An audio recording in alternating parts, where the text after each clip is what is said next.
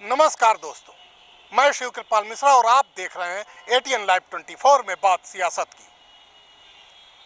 हम बात कर रहे हैं अब नरेंद्र मोदी के वेव की, यानी मोदी वेव, जिसको 2014 में जो वेव चली थी और 2019 तक अपने पीक लेवल पर थी।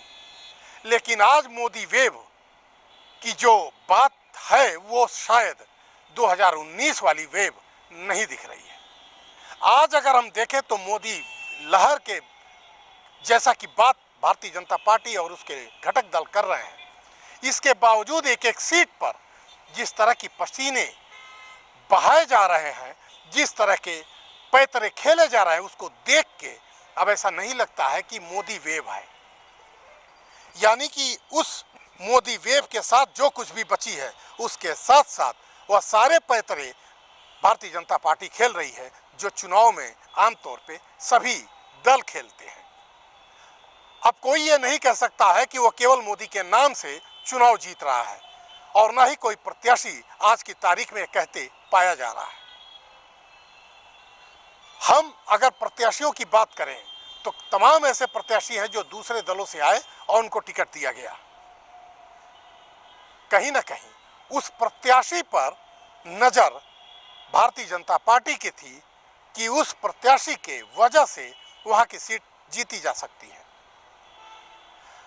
अब आपने देखा कि कैसे दो चरणों में देखा जाए तो मतदान पिछली लोकसभा चुनाव की तुलना में भी कम हुआ, और थर्ड फेज में भी कोई करिश्मा नहीं हुआ।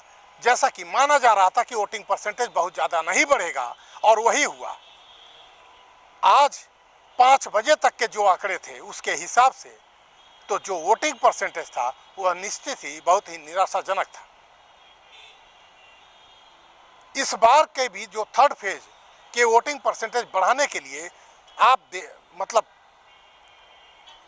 देख रहे होंगे कि कैसे चुनाव आयोग ने भी कोशिश की अपने तरीके से, और तमाम दलों के लोगों ने भी कोशिश की कि वोटिंग परसेंटेज बढ़े। और खासकर भारतीय जनता पार्टी ने तो ड्यूटी एक तरह से सबको दे दी थी कि एक एक घर से एक एक आदमी की जिम्मेदारी, एक एक गांव से एक एक बूथ से इतने वोटर्स को निकालकर वोटिंग प्लेस तक ले जाने की बात थी। इसके बावजूद वो सारी बैठकें, वो सारे कवायद वोटिंग परसेंटेज को बढ़ाने की नाकामयाब रही।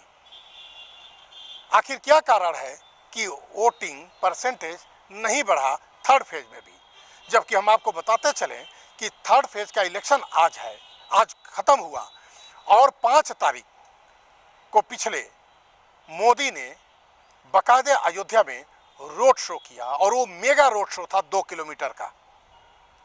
कहीं ना कहीं अयोध्या से वो मेगा रोड शो करने का पीछे भी यही कारण एक माना जा सकता है कि वह भी चाहते थे कि थर्ड, फोर्थ और फिफ्थ फेज के जो वोटिंग परसेंटेज है वो कहीं ना कहीं बढ़े, जबकि अयोध्या में जो वोटिंग का जो डेट है वो फिफ्थ फेज में है, यानी 20 मई को है। इसके बावजूद 5 मई को वहाँ पर मेगा रोड शो इसीलिए किया गया कि हो सकता है इससे भी मैनपुरी, संभल, एटा, आगरा, बरेली सहित ये पूरे जो 10 सीटों पर आज चुनाव हुआ है वहाँ पर वोटिंग परसेंटेज बढ़ जाए। लेकिन हमेशा की तरह, यानी अगर पिछली बार की हम बात करें तो पिछली बार की तुलना में इस बार भी संभल ही अपने वोटिंग परसेंटेज में बाजी मारा कहीं ना कहीं। और जो भी शहरी टाइप के यानी जो मेट्रोपॉलिटन टाइप के जो सिटीज़ थे उसमें इस बार भी परसेंटेज कम ही रहा उसकी, चाहे वो आगरा कहें या फिर बरेली। दोनों जगह आमतौर पे इन 10 सीटों की अगर हम बात करें तो वोटिंग परसेंटेज कम रहा। पिछली बार 2019 में इन 10 सीटों में से 8 सीटें भाजपा के खाते में थीं, और 2 सीटें ही महज समाजवादी पार्टी ले सकी थी। अब इस बार इन 10 सीटों में से इंडिया अलायंस कितने सीटें लेंगी, या वो दोनों भी अपनी रिटेन कर पाएंगी, या फिर भाजपा अपनी 8 सीट रिटेन कर पाएगी, या फिर ये 10 में से 10 लाएगी, इसके बारे में अब कुछ भी नहीं कहा जा सकता। सभी लोगों की किस्मत अब ईवीएम में कैद हो चुकी है, वो तो 4 मई को ही पता चलेगा। तब तक के लिए देखते रहिए एटीएन लाइव 24।